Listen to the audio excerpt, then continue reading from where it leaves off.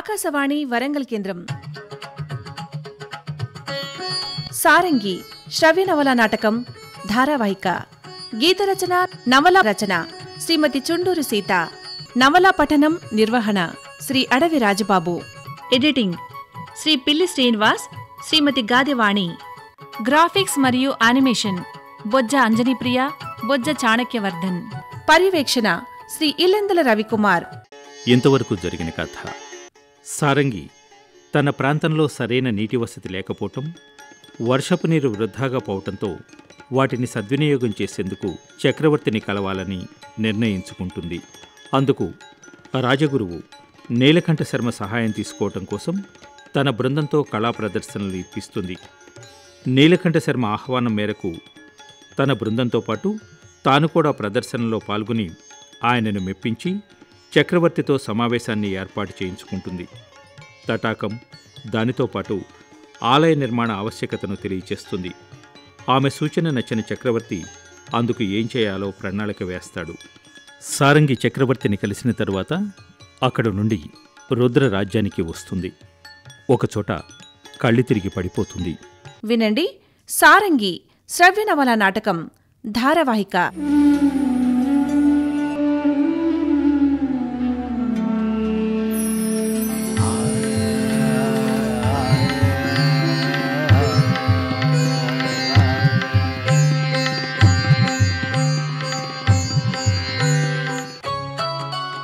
కళ్ళు తెరిచిన సారంగి తను ఖరీదైన తల్పం మీదున్నట్టుగా గ్రహించింది. నెమ్మదిగా లేచి కూర్చుంది. ఆ అలికిడి విని ఓ యువతి పరిగెత్తుకు వచ్చి, పురుష పుంగవా, తమరికిప్పుడు ఎలా ఉంది? నాది వేషమని మీకు తెలిసిపోయింది. ఇప్పుడు మీరు వేషాలాడి ప్రయోజనమేంటి? వెంటనే మగవేషధారణ తీసేసింది సారంగి.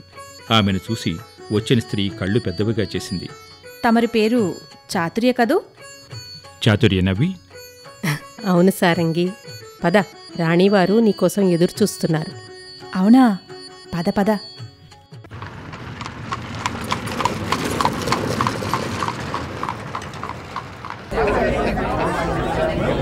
అంతలో భటుడొకడు వచ్చి, గుర్రపు బగ్గీలో రాణివారి పేరున ఏవో వస్తువులు మూట్లో వచ్చున్నాయి, పంపించమని సెలవా అడిగాడు. సరే, పంపించండి. అతనికి చెప్పి పద అంది. ఇద్దరూ కలిసి రాణి మందిరాన్ని చేరారు. మహారాణి వారికి వందనాలు. ఇష్టకామ్యార్థ సిద్ధిరస్తు. రాణి నవ్వుతూ అంది. ఆ నవ్వులో లోతైన ఈర్ష్య, ఆ మాటల్లో పదునైన వ్యంగ్యం గమనించింది సారంగి. వెంటనే, మంచి దీవెన ఇచ్చారు తల్లి. మీ మనసంటి దీవెన నాకు నచ్చింది. నన్ను గురించి మీరేమనుకుంటున్నారో నాకు తెలిసింది. మిమ్మల్ని గురించి నేనేమనుకుంటున్నానో తెలుసుకోవద్దు దేవి. సారంగి, ఇలా కూర్చో. నిన్ను గురించి రాజావారు ఎన్నెన్నో చెప్పారు. ఎంతో సాయం చేశావని, ప్రాణాలు కాపాడవని, గొప్ప విలుగత్తవని, ఇంకా చాలా చాలా. మహారాణి, ఎదుటివారిలో పెద్దగా విశేషం లేకున్నా చూసేవారి మనసులో విషయం గొప్పగా ఉంటే ఆ భావన చాలా చాలాగా వృద్ధి చెంది వినేవారికి కించిత్ అసౌకర్యంగా తోస్తుంది. రాజావారు గొప్ప వ్యక్తి. సాయం చేయడమే గాని సాయం పొందని స్థితి వారిది. అప్పుడు నేను పూచిక పుల్లంత ఏదో చేస్తే దీని పుడమిరేడు ఎక్కువగా చేసి ఉంటారు. రాణి ఆమె సౌందర్యాన్ని చూసి కొద్దిగా అసూయపడుతోంది కూడా. ఈలోగా గుర్రపు బండి వచ్చేసింది.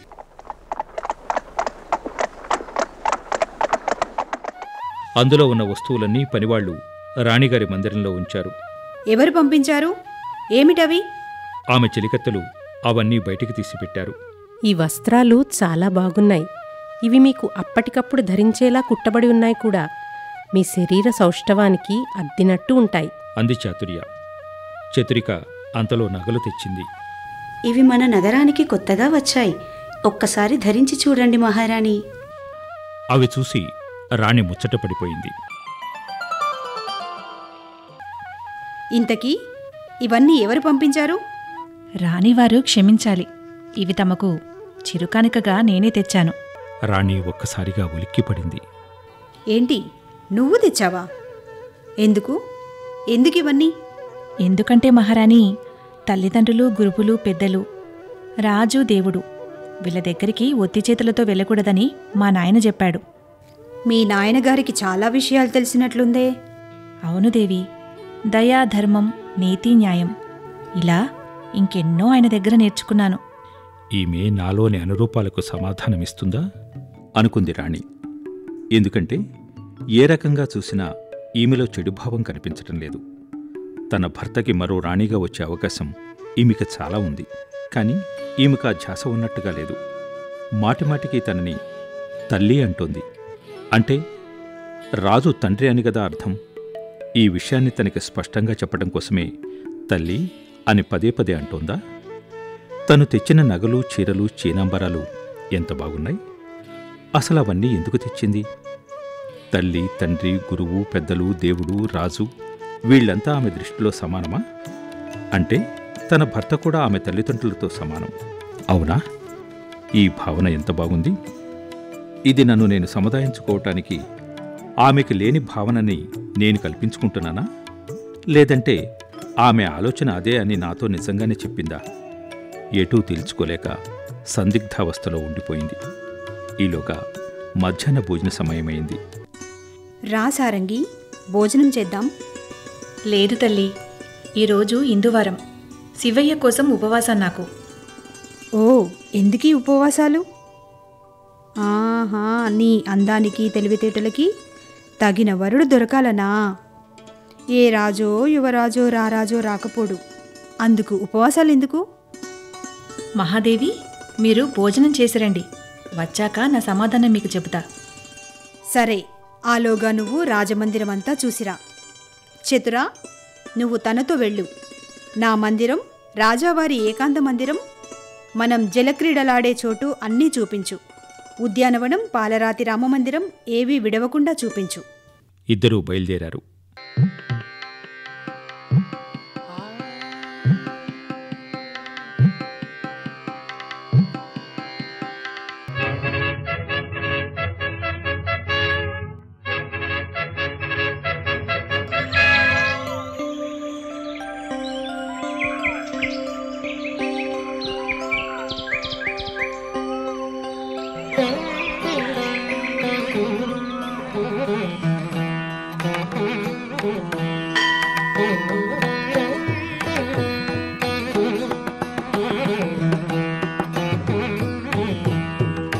కానీ ఒకరితో ఒకరు ముచ్చటించుకోలేదు. అవసరమున్నంతవరకే మాట్లాడింది చతురిక. మౌనాన్ని అలంకారప్రాయంగా భావించి అమర్చుకుంది సారంగి. అంతఃపురమంతా కలయి చూసి వచ్చిన తర్వాత, సారంగి, ఎలా ఉంది రాజభవనం? నీకు నచ్చిందా? తిరిగి ప్రశ్నించింది. బాగుంది దేవి, తమరికి తగినట్టుగానే ఉంది. గొప్పోరి ఇల్లు లోగిళ్ళు గొప్పగానే ఉంటాయి మరి. సరే సరే, ఈ భవంతి, ఈ రాచరికం, ఈ వైభోగమంతా నీకు అద్భుతంగా ఆనందాన్నిచ్చేట్టుందా? చాలా బాగా అనిపించిందా లేదా? రాణి ప్రశ్నకి సారంగి నవ్వి ఊరుకుంది. అప్పటికి మధ్యాహ్నం దాటి సాయం సూచనలు ప్రారంభమయ్యాయి.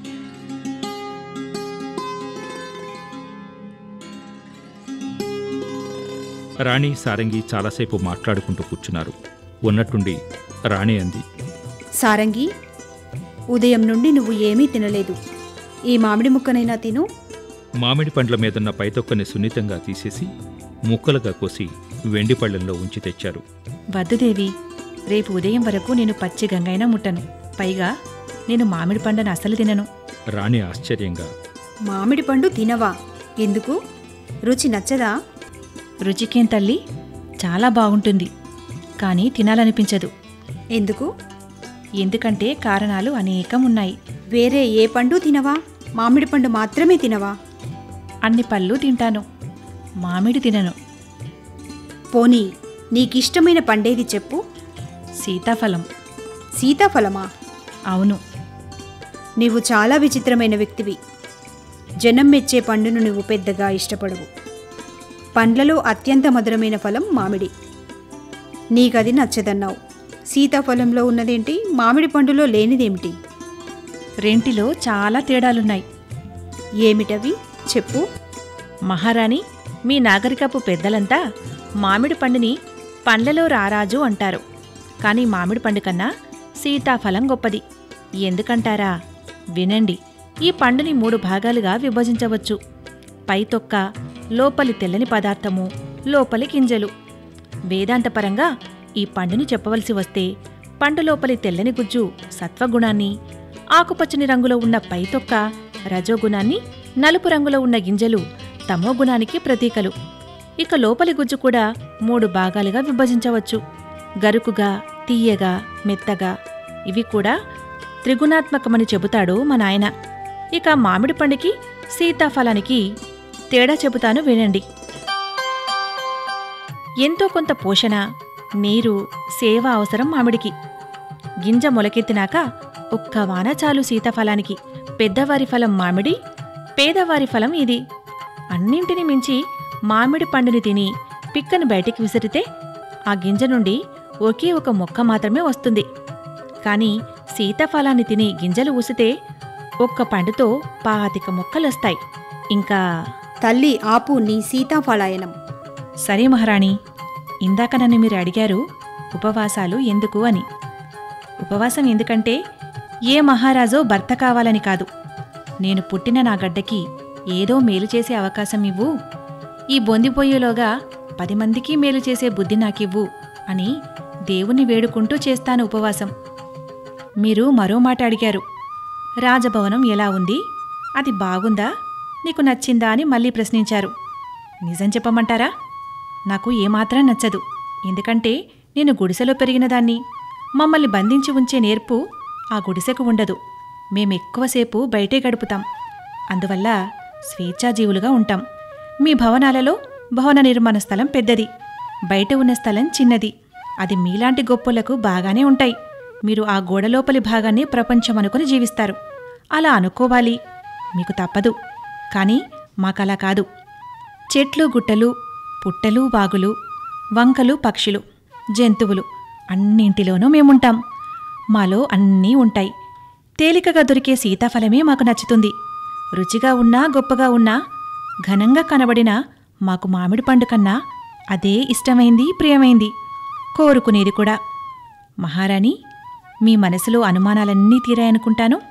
మీరు నిశ్చింతగా ఉండండి, ఆనందంగా గడపండి, అభద్రతాభావాన్ని వీడండి. నేను మరి వెళ్తాను. ఈసారి మంచి సీతాఫలం పండ్లు పంపిస్తాను. ఓసారి ఇష్టంగా తిని చూడండి. మనసులో సుఖశాంతులు కలగాలంటే తులసి తల్లికి పూజ చేయండి. నేను వస్తా అని సారంగి నమస్కరించి వెళ్ళింది.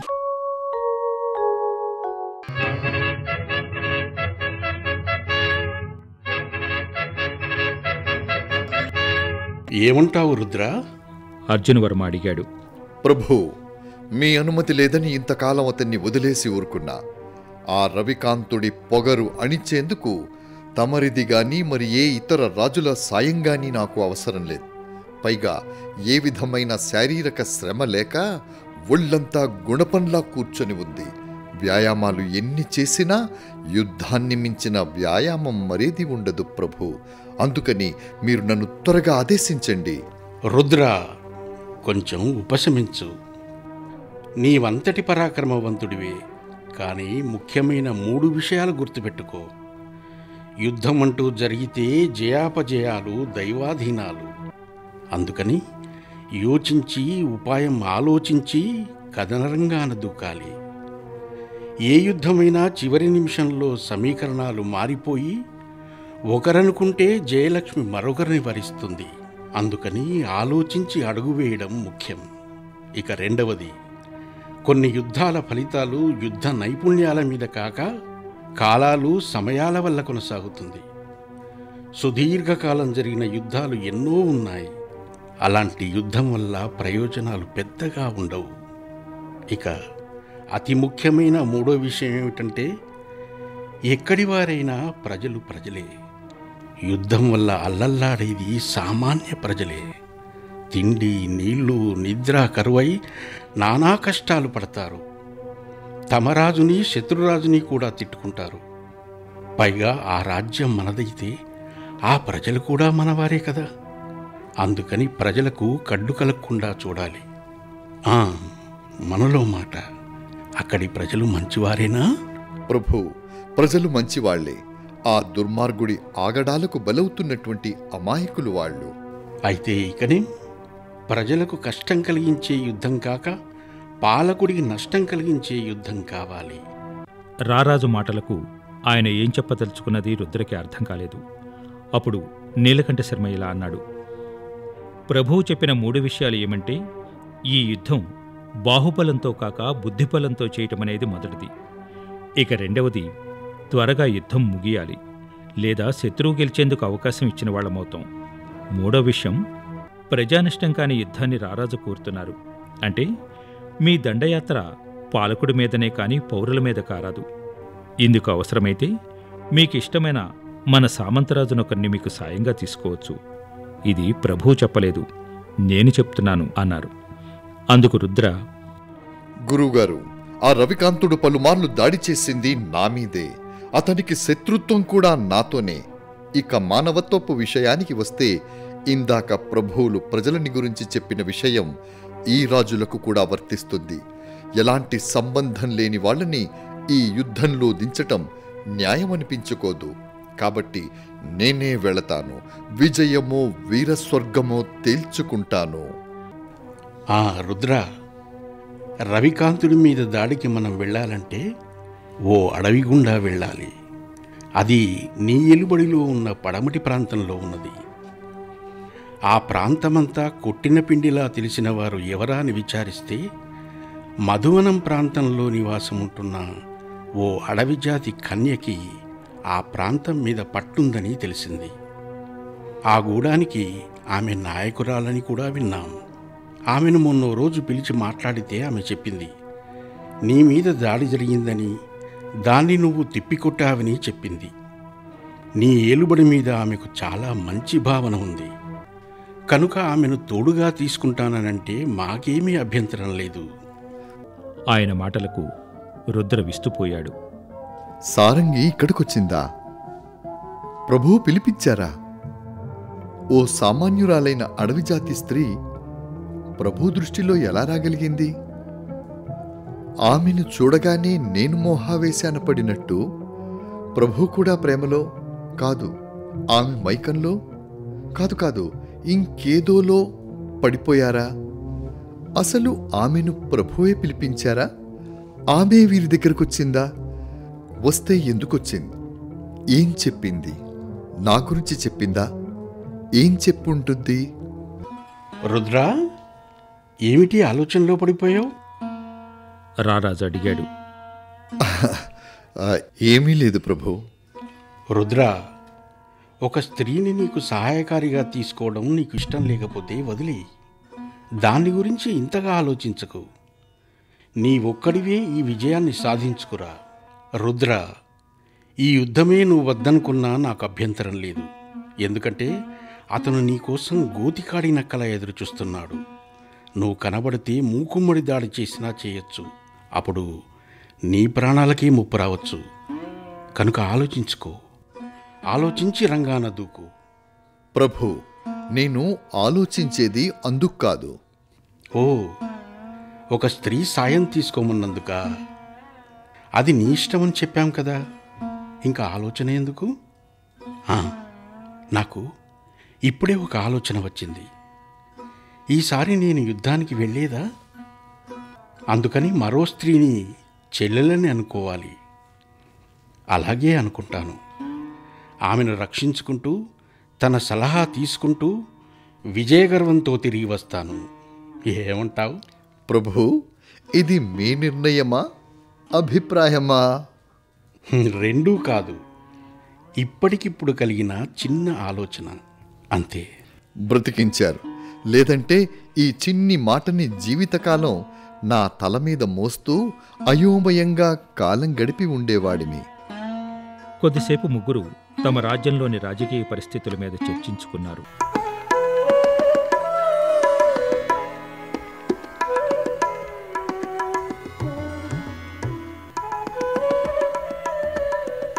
గురుగారు, మీరు మంచి ముహూర్తం ఎంచి పంపించండి.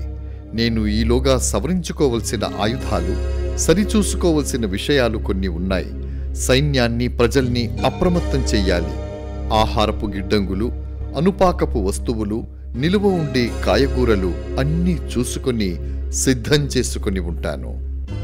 రుద్ర, ఏదైనా అవసరం అనుకుంటే చారుల చేత కబురు పంపించు. గుర్తుంచుకో, ప్రాణాల మీదికి తెచ్చుకునే పనేదీ చెయ్యకు. రుద్ర సాలోచనగా తలూపాడు. ఇంత అత్యవసరంగా యుద్ధం చేయవలసిన అవసరం ఏమిటో అది కూడా నీకు చెప్పాలి. రుద్ర ఆయన వంక చూడగానే, ఇదే కదా ఇందాకటి నుండి నీవు నన్ను అడగాలని అడగలేకపోయిన విషయం. మరొకటి కూడా ఉందిరా రాజా. సందేహం ఎందుకు? రెండింటినీ అడుగు. మరో సందేహం ఎందుకు? ఈ రుద్రుని పరాక్రమం మీద మీకు శంక గాని సందేహం గాని కలగలేదు గదా? రుద్ర, ఇందాకటి నుండి నీవు ఆ విషయం మీదే తపన పడుతున్నావని గ్రహించాను. అయితే నా సమాధానం విను. ఎటువంటి పరిస్థితుల్లోనైనా నిన్ను వదులుకోవడానికి నేను సిద్ధంగా లేను. నిన్ను ఎవరైనా అపహరించి నీకు రుద్ర కావాలంటే, నీ సామ్రాజ్యాన్ని నా పరం చెయ్యి అంటే, నిమిషం కూడా ఆలోచించకుండా ఎడమ చేతి కత్తి కుడి చేతిలోకి మార్చుకోకుండానే రాజ్యాన్ని వదిలిస్తాను.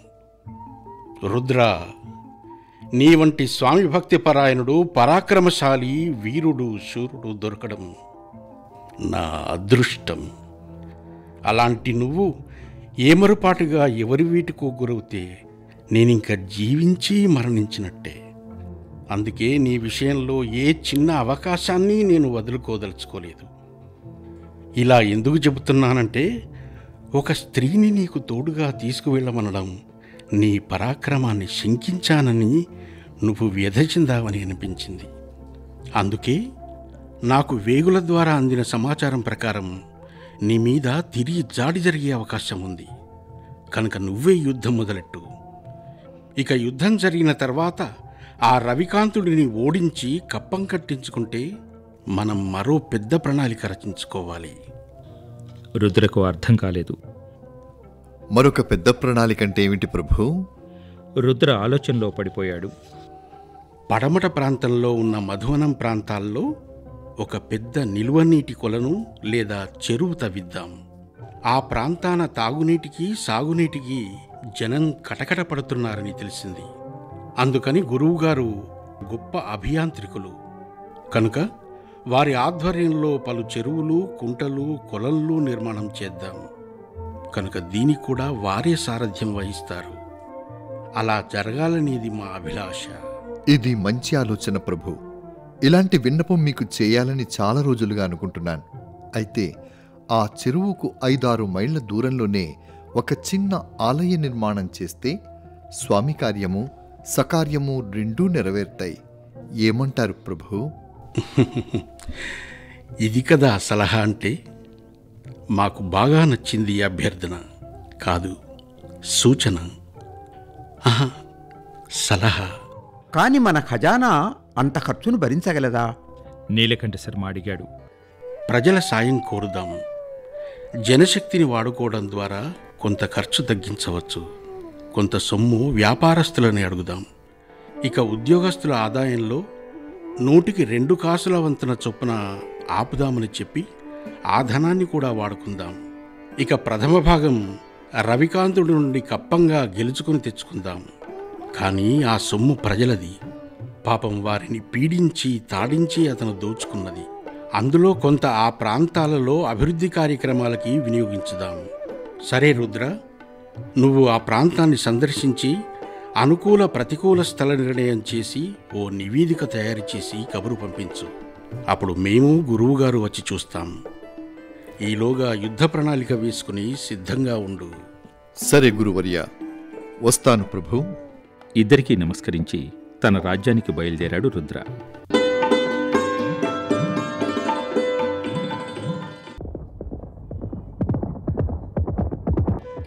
రథం ముందుకు సాగుతోంది. అందులో శయనించి ఉన్న రుద్ర ఆలోచనలు కూడా రథచక్రాలతో పోటీ పడుతూ సాగుతున్నాయి. రారాజు తనని పిలిపించటం, యుద్ధం గురించి చెప్పటం, ఆయన సలహా ఇవ్వటం, తన సలహా స్వీకరించటం, రవికాంతుడి గర్వమణిచే ఆజ్ఞ తనకివ్వటం, యుద్ధం, ఆలయం, తటాకం, అన్నిటికీ మించి నీకోసం నా రాజ్యాన్నైనా తృణప్రాయంగా ఇస్తానంటాం. అన్నీ బాగున్నాయి. కానీ ఎక్కడో ఏదో జరిగింది. అది నా వెనుక. అన్నీ మహారాజు వారు, గురువుగారు అయితే నాకు సమ్మతమే. కానీ 3వ వ్యక్తి ప్రమేయం నాకు ఎందుకనిపిస్తోంది? అవును, ఆ మూడో వ్యక్తి సారంగేనా? ఏమి ఆశించి ఆమె ఈ వ్యూహాన్ని రచించి ఉంటుంది? తన ప్రాంతమంతా అభివృద్ధి చెందాలని ఆశ. ఆమె మీద నా మనసు పడింది. అదామెకు నచ్చలేదని నాకు తెలిసిపోయింది. అయితే నా నుండి తనను తాను రక్షించుకోవటానికి చక్రవర్తి వరకు వెళ్ళిందా? అసలు చక్రవర్తి దర్శనం ఆమెకి ఎలా లభించింది? ఒక సామాన్య అడవిజాతి స్త్రీకి రారాజు దర్శనమా? ఎలా ఎలా అంటే తెలిసింది. గురువుగారు, కళాకారుల్ని ఆయన చాలా గౌరవిస్తాడు. అంటే ఆమె కళాకారిణి కూడా. భలే స్త్రీ! రాజు అంతటి వ్యక్తి తనను ఇష్టపడితే, ఆ ఇష్టం తనకి కష్టంగా తోస్తే రారాజు వరకు వెళ్ళింది. వెళ్ళి ఏమని చెప్పింది? నన్ను ఆయన నుండి రక్షించమని అడిగిందా? లేదు లేదు, సారంగి వీరవనిత, ధీరవనిత, ఏదో వ్యూహరచన చేస్తుంది. కాబట్టే రారాజు కూడా ఆమె రాజకీయ చతురతకి గురయ్యారన్నమాట. అందుకే ఆమెను తనకి సలహాదారుగా తీసుకోమన్నారు. అంటే ఆమె పక్కనే ఉంటుంది, కానీ అందని ద్రాక్షలా ఈ దూరం పెడుతోం. చక్రవర్తి చెప్పారు కదా, నీకిష్టం లేకపోతే ఆమె సాయం లేకుండానే వెళ్ళు అని. కాబట్టి తనని నీ దరిదాపుల్లో కూడా రానీయకు. వద్దని తిరస్కరించి చూపించు. యుద్ధం చేసి గెలువు. రవికాంతుడితో కాదు, ఆమెపై నీకు కలిగిన ఆకర్షణతో అంతర్యుద్ధం చెయ్యి. ముందు నిన్ను నువ్వు గెలువు. ఆమెని గురించి తనని తక్కువగా అంచనా వేశావనే చిన్న కుదుపు నీలో కలిగింది. ముందు దీనికి విరుగుడు ఆలోచించు. ఆమె నీకెలాగూ అందదు, కాబట్టి అందుకు నువ్వు బాధపడకు. ఇక నా లక్ష్యం నన్ను నేను గెలవడం. ఇలా అనుకున్నాక అతనికి అంతులేని ఆనందం కలిగింది. ఈ ఆనందాన్ని పొంది ఎన్ని రోజులైంది? దేని వెంటపడినే పరుగులు తీశానో ఇప్పుడు ఆలోచిస్తే చిత్రంగా ఉంది. ఏది ఏమైనా ఈ స్థితి కొత్తగా ఉంది. ఇలా అనుకున్నాక అతనికి నిద్ర ముంచుకు వచ్చింది. ఆ రథంలో అమర్చబడిన మెత్తని తల్పం మీద హాయిగా పడుకున్నాడు. రథం కాలంతో పోటీ పడుతూ పరిగెత్తుతోంది.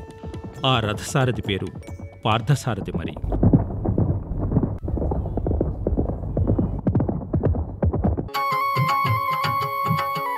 ఇంతవరకు మీరు సారంగి శ్రవ్య నవలా నాటకం ధారావాహిక విన్నారు. గీత రచన, నవల రచన శ్రీమతి చుండూరు సీత. నవలా పఠనం, నిర్వహణ శ్రీ అడవి రాజబాబు. ఎడిటింగ్ శ్రీ పిల్లి శ్రీనివాస్, శ్రీమతి గాదెవాణి. గ్రాఫిక్స్ మరియు యానిమేషన్ బొజ్జ అంజనీప్రియ, బొజ్జ చాణక్యవర్ధన్. పర్యవేక్షణ శ్రీ ఇల్లెందల రవికుమార్.